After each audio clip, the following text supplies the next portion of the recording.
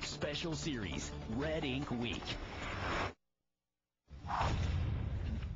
Well, GM is betting big on a handful of vehicles to pull it out of bankruptcy. Here are the names you really want to watch going forward. The Chevrolet Camaro, they're putting a lot of money behind this one. The Buick LaCrosse, the Cadillac crossover, and of course the Chevy Volt. These are the cars to watch because can they save the company? The CTS Sport Wagon, the Chevy Equinox, the GMC Terrain is also on the list, and of course the Chevy Cruze. Cars to watch, and can these cars really save GM? Retired GM executive and author of Glory Days, Jim Wangers, and editor and publisher of IntelliChoice.com, James Bell. Both of these gentlemen join us. Let me start with you, Jim Wangers. You're the guy who created the GTO image. You are the man behind the muscle car of America. You were the marketing guru that everybody, all of us teenagers, salivated at the cars that you were telling us to buy. We went and bought them in droves. What happened since then? Well, that's a good question, and it's a wonderful honor that you pay me. But the facts are that after the wonderful glory days of the 1960s and into the 70s, General Motors proceeded to destroy, and I use that word aggressively, one of the greatest assets they had, which was the images. What it meant when you started to talk about a Chevrolet or a Pontiac or an Oldsmobile or a Buick or even a Cadillac.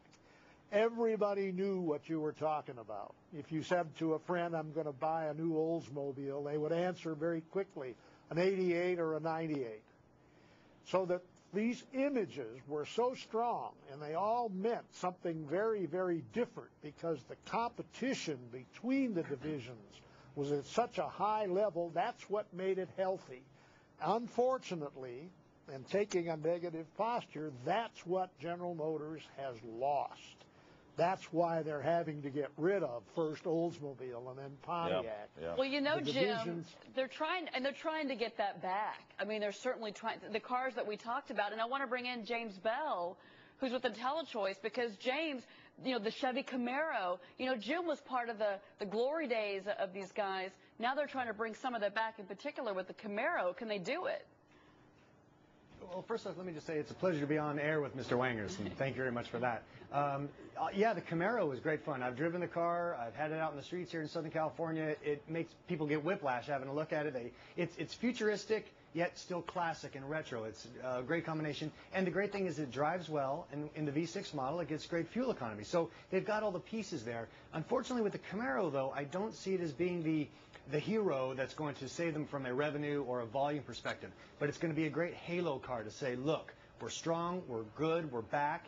Give us a try, because if you like the Camaro, we've got other things in the stable you should like just as much. So that's the real focus for that car. Dunston and Russell, I think it's more than just a car, though. There's the American culture. Yeah. It was a different time when we honored and looked at automobiles. For example, all the cars now today look alike. And secondly, there used to be a big rollout every September right after Labor Day. Yeah. Everybody anticipated it. Now, I don't know, there's a 2011 model probably already out. Can I make a point real quick? One thing I want to talk about while we're talking about the Camaro, and not to jump on Ford, is that Ford is doing no wrong, but look at the success Ford has had with reinvigorating the Mustang. They brought it back a couple of years ago. It's just like they were talking about the Camaro. It's retro, but it's new. And to me, it's sort of a baby boomer's dream. You watch these guys, and it's a beautiful car, and they've been very successful. I want to tap into Jim's experience. Jim, if you were still with Pontiac today, and you were trying to help them advertise, market these cars, what would you tell them? Well, one of the things that happened to Pontiac, as I said before, is they allowed that image to deteriorate. They were building sporty, performance, youthful, fun cars. And all of a sudden, they didn't build those kinds of cars. But even more importantly than that, I feel very strongly that they didn't market the good cars that they were managing to build periodically. And it is so important because, as we all know, it isn't really what you are, it's what they think you are. And Pontiac lost that image. Oldsmobile lost that image. Now, that's one of the good things, and I really like this discussion, and particularly your comment, Jim, about the new Camaro. The really big thing that the Camaro can do for General Motors at this time is to reestablish image. Right. You know yourself, they're not going to sell enough Camaros to really turn anything around seriously financially. But what that can do for the image of the company, what the image, more importantly even of Chevrolet than it is for General Motors.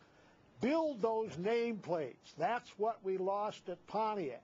The image of what Pontiac stood for. And Jim, I should say really quick that, you know, Pontiac is no more. It's just General Motors. I mean, that's got to be a little disheartening for you, considering your history with the company.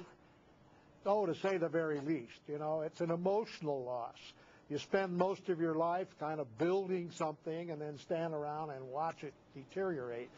But I think that, you know, very seriously, it's time for the General Motors management to start thinking more about Chevrolet, Buick, Cadillac, even the GMC truck. Those are the names that you've got to communicate back. Jim, I could talk to you all day, but I'm so glad that you were able to come on Fox Business. Thank you for your perspective, Jim. And, of course, to James Bell as well from IntelliChoice. Gentlemen, thank you so much. What a story. Yep. All right, we are going to come right back. We've got more on the auto industry. We're also going to be talking about the banks. Stay with us.